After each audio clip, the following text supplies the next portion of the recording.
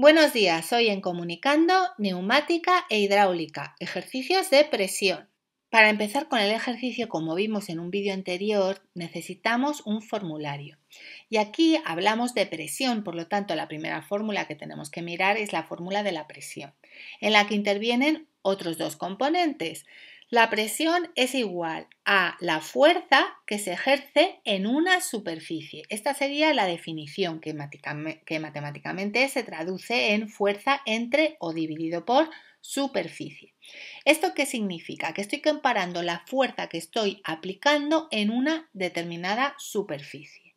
Y esto es mi presión. Tenemos luego que fijarnos bien en las unidades para observar que la fuerza tenemos que ponerla en newtons y la superficie en metros cuadrados para obtener pascales. Una vez que tenemos clara la fórmula de la presión, tenemos que fijarnos en los componentes de la misma, es decir, en la fuerza y en la superficie. Por lo tanto, vamos a fijarnos en la fuerza y la definición de fuerza es masa por aceleración de la gravedad. Bien, la masa en kilogramos y la aceleración de la gravedad en metros partido segundo cuadrado. Y eso nos dará newtons. Saber que la aceleración de la gravedad en el planeta Tierra es siempre 9,81 metro partido segundo cuadrado. Y tener muy en cuenta que para calcular una fuerza y que el resultado sean newtons, tenemos que poner esta aceleración en metro partido segundo cuadrado, siempre 9,81, eso no hay problema, pero la masa tiene que estar en kilogramos, no en gramo, en kilogramos, puesto que la unidad en el sistema internacional de la masa son los kilogramos. Bien, una vez que ya tenemos claro la fórmula de una fuerza, pasamos a la fórmula de la superficie. Y la superficie va a depender de la forma geométrica que tenga nuestro objeto.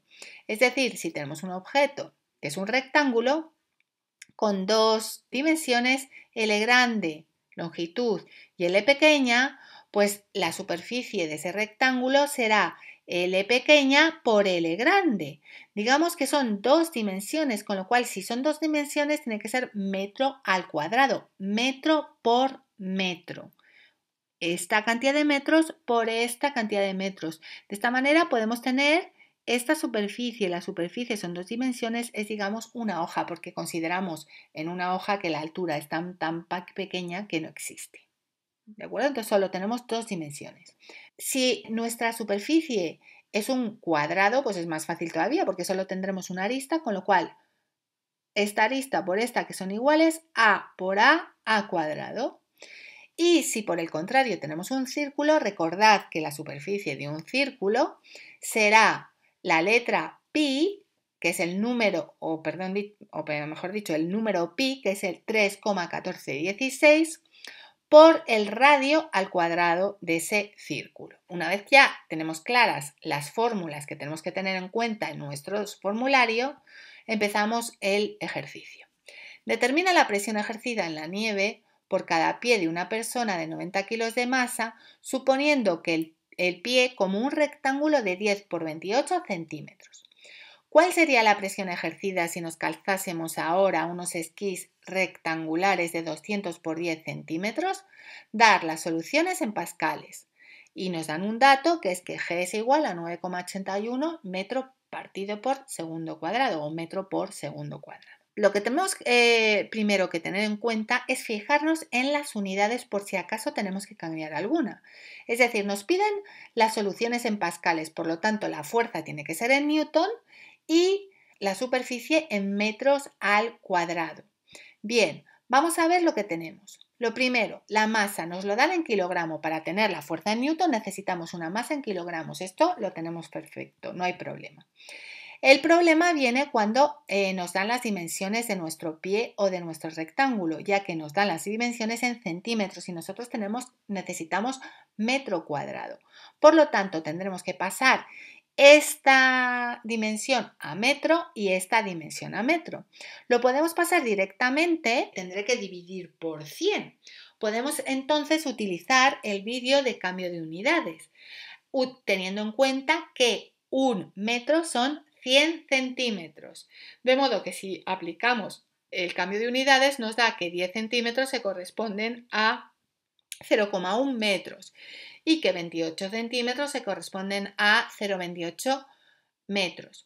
Podemos hacerlo así directamente, pero si nos liamos os recomiendo por favor que utilicéis el método de cambios de unidades que vimos en un vídeo anterior. ¿De acuerdo?